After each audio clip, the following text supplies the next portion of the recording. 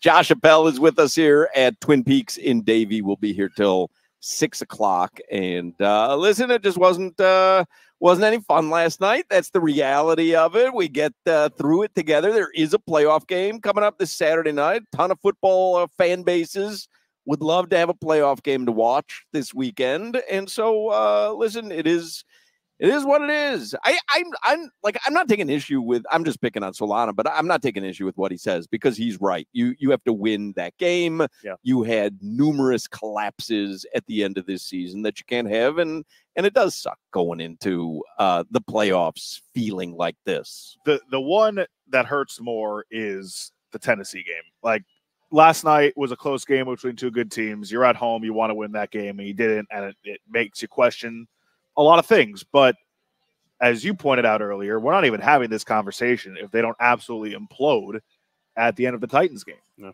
And obviously they are a much different team at home compared to on the road. The record reflects that. So as difficult as it would be to play Buffalo and beat Buffalo in back-to-back weeks, and despite how much Kansas City has struggled this season, how that might be the better matchup for the Dolphins, you'd still much rather have that home game even if it's against Buffalo. Sure.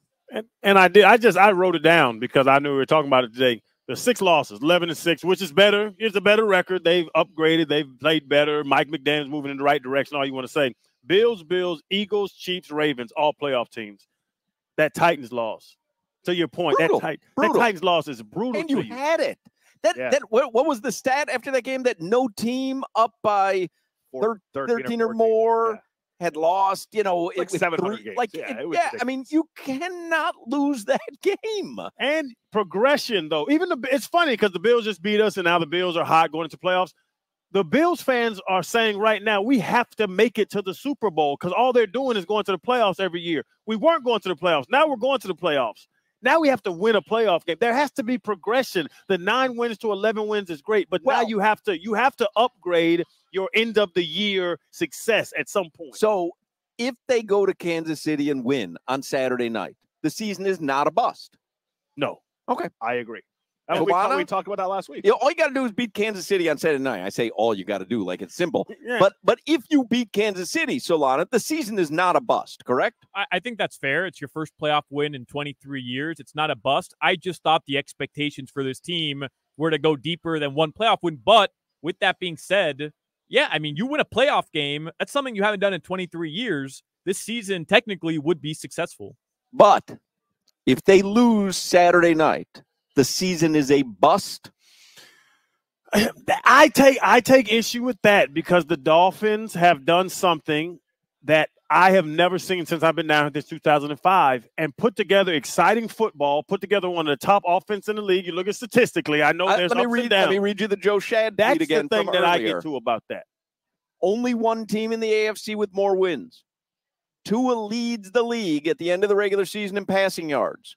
Tyreek leads the league the end of the regular season in receiving yards. Mostert leads the league in rushing TDs. Number 1 in total offense. Number 10 in total defense. Number 3 in sacks. Statistically, that's a pretty damn impressive season. Yes. But if it ends with a round 1 playoff loss Saturday night in Kansas City, was the season a bust?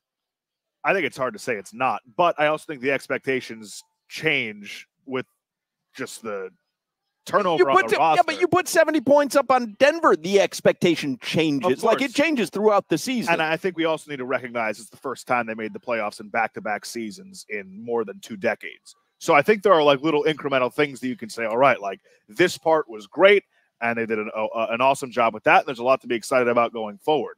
But when you put together, as Beasley said earlier, when you put together this roster, you expect that this is a 3-year window.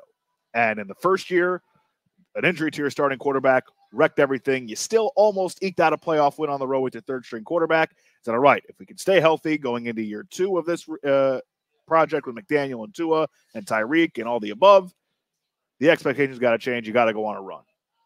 Now you're heading into year 3 of this window if you don't win a playoff game this weekend with, 2 playoff appearances and a really good regular season record. but what have you really accomplished? I'm just asking you, is it a bust? Is the season a bust? Not a bust, but definitely a disappointment. You accomplished an amazing regular season. That's what we accomplished.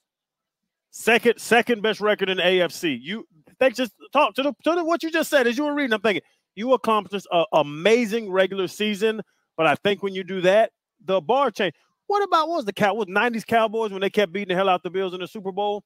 Those fans weren't happy to get to the Super Bowl anymore. Right, but they had been by the fourth time they weren't happy anymore. So next year, if we just go to the playoffs, 2025, you just go to the play. You wanna progress. You want to see progression at everything in life. Right. I guess you go, okay, it was, I mean, statistically, looking at Joe Shad's tweet, like, yeah, statistically it was a phenomenal season. But if you do drill down, the stats came at the hands of the really weaker teams on your schedule. But I mean, I guess you could drill down into anything and pick out the stats that you want or don't want. I saw a really disturbing stat that the Dolphins averaged something like 16.5 points per game against the playoff teams on their schedule. I have it right here. The Jets in their games against playoff opponents averaged like 14.5 points. Yep. And they're the Jets. They're the Jets with Zach Wilson or Trevor Siemian or Tim Boyle against playoff teams. Like it's a pretty damning stat. And obviously they're not that bad, but like, again, the criticism's fair. The numbers are the numbers. Yeah, but I mean, come on. After this season, I'm not going to sit here and go, the Dolphins are the Jets. No. I'm not either. I'm just saying, like, when you put it in that perspective, it's pretty damning. All right. Well, we'll talk about it in the 4 o'clock hour. We'll recalibrate. I understand. I understand. I feel like Solana sucked the life out of us. He really did. He did. Guy came in just gloating over Tua's performance. I've never seen this before. Got a Bills jersey on. Yeah, call him Big A. Who are you cheering for Saturday? All right, 4 o'clock hours coming up here from Twin Peaks. Maybe. Get ready. Big A is funny. I think that went under the radar. That's a good joke. I got you heard of Big O? We got Big A. And Walmart. Orlando Kelly.